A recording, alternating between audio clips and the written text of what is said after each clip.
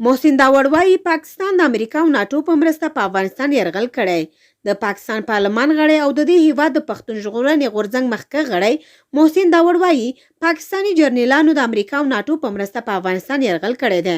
داوړ په خپل فیسبوک باندې لیکلي د پاکستان جرنیلانو چې د امریکا او ناتو په مرسته په افغانستان کوم یرغل کړی دی، موږ دا ښکاره وایو چې موږ د افغان ولس د رایو سره یو.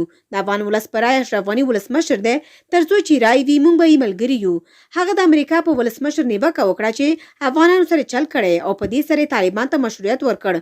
هغه داوړ ولسمشر جو بایدن ته په خطاب کې ویل چې تاسو افغانانو ته دوکه ورکړه، امریکا طالبان ته مشروعیت ورکړ، 15,000 طالبان بندیان مو ورته آزاد کړل، خو د دوی ظالم ورته ختم نه کړي. امریکا پخوا هم او اوس هم د افغان خاورې سره د نیابتي جګړې د پاره کار کوي. تاسو لاسونه د افغانانو په وینو ککړ دي.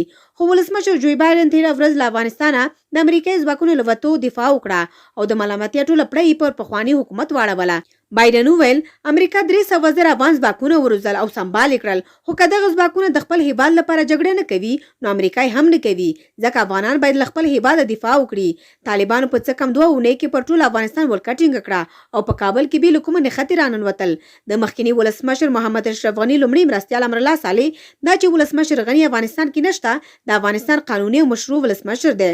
هغه ویل افغانستان د ترهګرو په ولکه کې دی او پر وړاندې به یې مقاومت